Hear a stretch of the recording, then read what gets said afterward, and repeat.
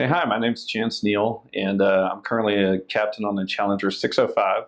And a little bit of my history, I went to the regional airlines after being a flight instructor for a few years. I was there for 8 years flying the Embraer products as well as the Bombardier Q400, where I was a captain on that as well.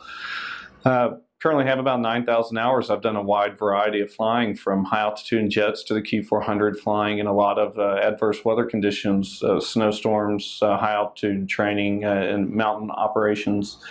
And each of those things provided a very unique situation for me to progress myself as a pilot. And so after coming to the corporate side of the world, we decided to come to APS and try this course. We weren't really sure what to expect, but from the get-go, the second we walked in the door, we were immediately surprised, and it exceeded every one of our expectations.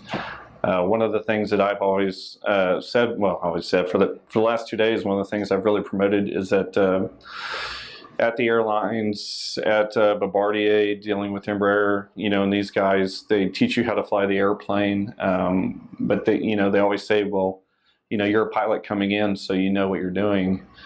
But this is one of the places where we've learned the more we know, the more we realize we didn't know. And so even with 9,000 hours, thousands of operations, and now some of the busiest airports and harshest terrains that there are to offer, we've really walked out of here feeling that this is invaluable. And it's going to give us a completely new outlook on how we're going to operate our aircraft, and not only in just being preventative, but to finally what to do when that upset occurs, when that bad situation occurs. And it's not just about stick and rudder, it's about the CRM of it, letting the person know what it is that you're trying to accomplish, so that you're alleviating that potential threat out of the cockpit as well. There are a lot of different aspects of flying that we've tackled here that I've never seen in any type of professional training environment before, and really had never even considered or known about, no matter where we are. And so I think one of the bigger benefits, besides just taking it with me in the cockpit, is that I'll be able to take this back with me and hopefully get some other people to come in here. At the end of the day, a good pilot's always learning. We're always trying to be our safest, and APS here has definitely made me and my coworkers, our flight department, much better. And there's absolutely no doubt that we'll recommend this to anyone else and be back. One of the unique situations is the Extra 300, which allows you to see situations, attitudes, experience the G's, see what your decision-making process is during these things that a simulator just can't represent.